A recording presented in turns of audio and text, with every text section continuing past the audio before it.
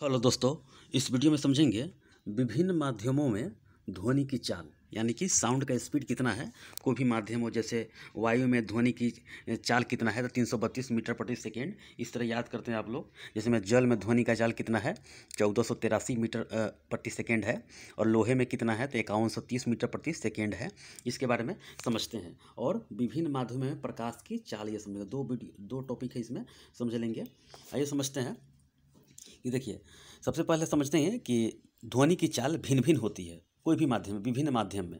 जैसे में किसी माध्यम में ध्वनि की चाल मुख्यतः प्रत्यास्थता और घनत्व पर निर्भर करता है। एग्जाम में पूछा जाता है कि किसी माध्यम में ध्वनि की चाल किस पर निर्भर करता है, तो प्रत्यास्थता और घनत्व पर निर्भर करता है। ये क्वेश्चन ये भी बनता है। जिसमें ध्वनि की चाल सबसे अधिक ठोस में होता है, उसके बाद द्रव में होता है, उसके बाद गैस में होता है। पहले ठोस, द्रव और फिर गैस। ये भी याद करके रखिएगा, क्वेश्चन बनता है ये काफ़ी महत्वपूर्ण है। जैसे में जब ध्वनि एक माध्यम से दूसरे माध्यम में जाती है तो ध्वनि की चाल एवं तरंगदैर्घ्य बदल जाती है। जब ध्वनि एक माध्यम से दूसरे माध्यम में पहुंचती है यानी कि जाती है तो ध्वनि की चाल एवं तरंगदैर्घ्य बदल जाती है, लेकिन आवृत्ति नहीं बदलती है। ये भी याद, ये काफ़ी महत्वपूर्ण है। एग्जाम में कितना बार पूछा गया है सब। जब ध्वनि एक माध्यम से दूसरे माध्यम में जाती है तो ध्वनि की चाल और तरंगदैर्घ्य बदल जाती है, लेकिन आवृत्ति नहीं बदलती है। तो पहले समझते हैं विभिन्न माध्यमों में ध्वनि की चाल। ये समझते हैं। इसमें पहले देखिए, विभिन्न माध्यमों में ध्वनि की चाल, ये 0 डिग्री सेल्सियस ताप पर है। ये 0 डिग्री सेल्सियस ताप पर ये माध्यम एक तरफ हो गया, मीडियम हो गया, एक तरफ ध्वनि की चाल यानी मीटर प्रति सेकंड में आ जाएगा। ठीक है। एल्युमिनियम का जो चाल है, यानी कि एल्युमिनियम में ध्वनि की चाल जो है 6420 मीटर प्रति सेकेंड। याद करके रखिएगा, 6420। एल्युमिनियम में ध्वनि की चाल कितनी है 6420। 6420 एल्युमिनियम में कितना है 6420। उसके बाद कांच में यानी कि शीशा में, कांच में कितना है तो 5640। कांच में कितना है 5640। कांच में कितना है तो 5640। कांच में कितना है 5640। एल्युमिनियम में कितना है 6420। कांच में 5640। एल्युमिनियम में कितना है 6420। कांच में 5640। कांच में कितना है 5640। 5640। ये बार बार याद करके रखिएगा, ये एग्जाम में पूछा जाता है। उसके बाद लोहा में 5130 तीन तीन का ग्रुप बना लीजिएगा। देखिए, एल्युमिनियम 6420, कांच 5640, लोहा 5130। एल्युमिनियम, कांच, लोहा, तीन ऐसे ही याद करके रखिएगा। एल्युमिनियम 6420, कांच 5640, लोहा 5130। लोहा 5130।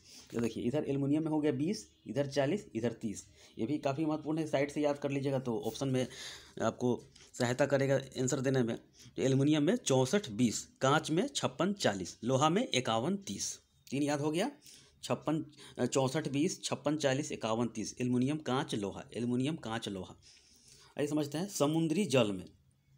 समुद्र का जो जल में जो ध्वनि की चाल होता है 1533 मीटर प्रति सेकेंड। 1533 मीटर प्रति सेकेंड। 1533। तो समुद्री जल ये 1533 हो गया। ठीक है। पारा में 1450। पारा में क्या है 1450। पारा में क्या है 1450।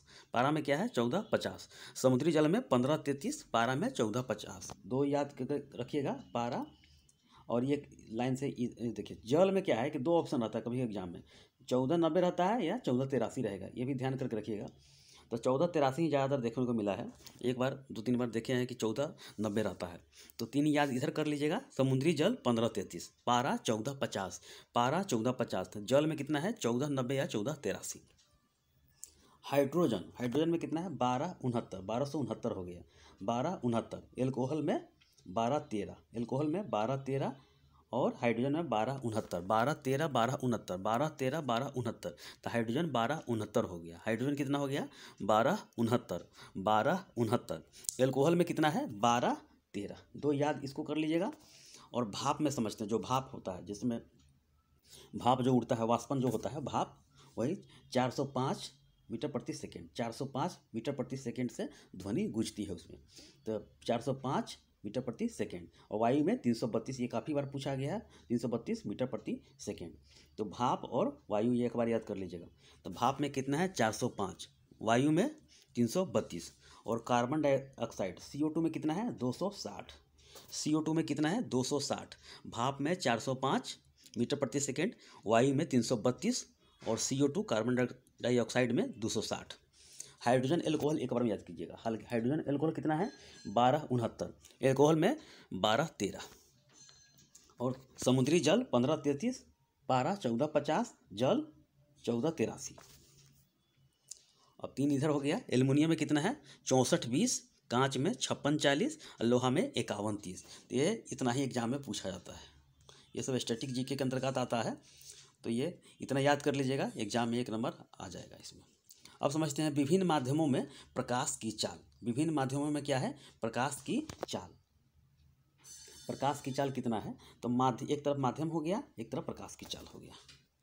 देखिए निर्वात, निर्वात में कितना हो गया 3 × 10 के पावर 8, 10 के पावर 8, 3 × 10 के पावर 8 निर्वात में पूछेगा एग्जाम में। निर्वात में ध्वनि की चाल कितना है, निर्वात में प्रकाश की चाल कितना है, तो ये बताएगा 3 × 10 के पावर 8, 3 × 10 के पावर 8। तो विभिन्न माध्यमों में प्रकाश की चाल है ये। निर्वात याद कर लीजिए 3 × 10 के पावर 8 मीटर प्रति सेकेंड। जल में देखिए 3 × 10 के पावर 8 हो गया, निर्वात के बाद जल आ जाएगा 2 × 2.25 × 10 के पावर 8, 10 के पावर इसमें भी 8 हो जाएगा, तो 3 से कम है तो 2.25। निर्वात ऊपर हो गया, जहाँ पर हवा हुआ, वो जहाँ पर जल नहीं होता है वहाँ पर कोई आवाज़ भी नहीं सुनाई देता है, निर्वात हो गया।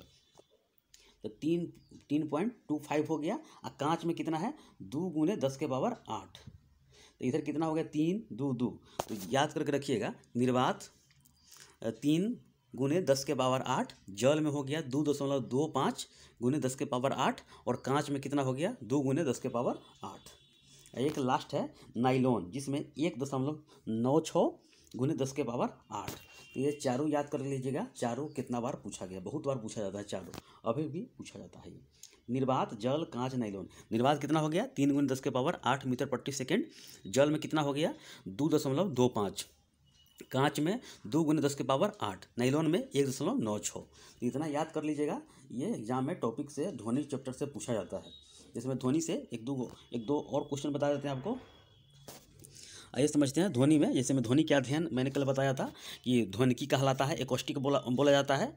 ध्वनि तरंग अनुदैर्ध्य तरंग है, अनुदैर्ध्य तरंग है, ये भी याद करके रखिएगा।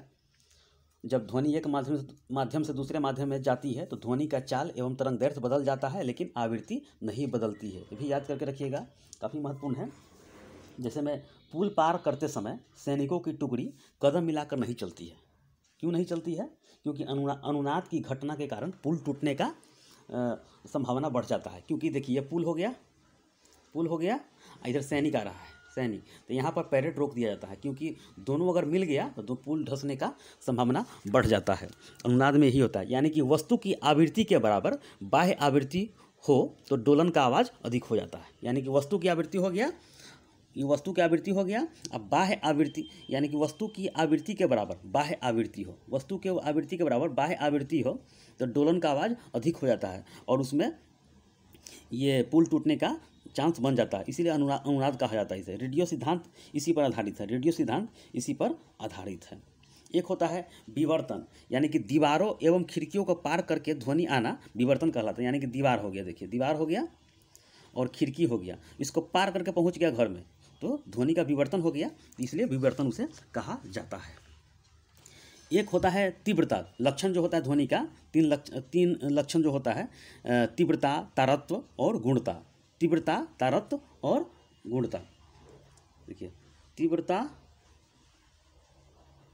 तीव्रता, तारत्व एवं गुणता, ये 3 लक्षण है ध्वनि के। जैसे में तीव्रता, मंद या तीव्र आवाज़ है, ये भी पूछा जाता है। जैसे में तारत्व, आवाज़ पतला है या मोटा है या आवृत्ति पर निर्भर करता है, तारत्व हो गया। जैसे में अधिक आवृत्ति अधिक होगा तो आवाज़ पतला होगा, आवृत्ति कम होगा तो आवाज़ मोटा होगा, ये भी याद करके रखिएगा। आवृत्ति अधिक आवाज़ पतला, आवृत्ति कम आवाज़ मोटा। जैसे में शेर बोलता है, दहाड़ देता है, जैसे कुत्ता, ये सब है।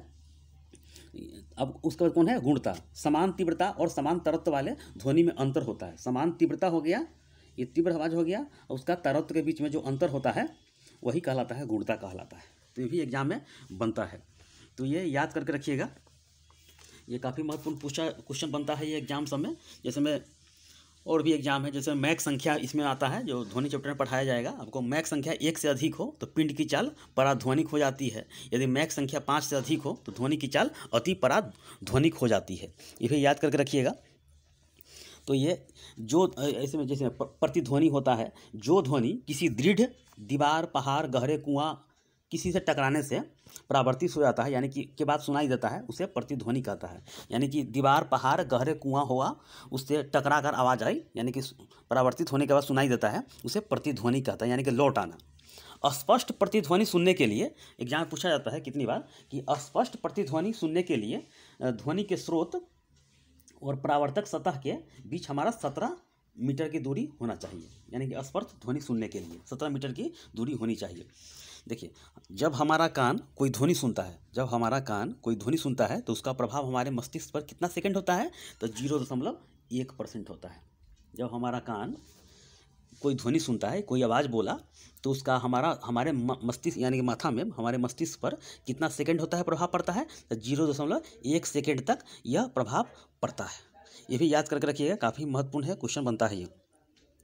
और भी बहुत सारे क्वेश्चन है, तब जब क्वेश्चन बनाया जाता है तो बताया जाएगा उसको। किसी माध्यम में ध्वनि की चाल आवृत्ति पर निर्भर नहीं करता, ये भी एग्जाम बनता है। किसी माध्यम में ध्वनि की चाल कितना है, तो आवृत्ति पर निर्भर नहीं करता है, ये भी याद करके रखिएगा। तो इतना ही है, और भी क्वेश्चन इसमें लाया जाएगा, तो आप लोग याद करके रखिएगा। तो ठीक है, इस वीडियो में इतना ही, धन्यवाद।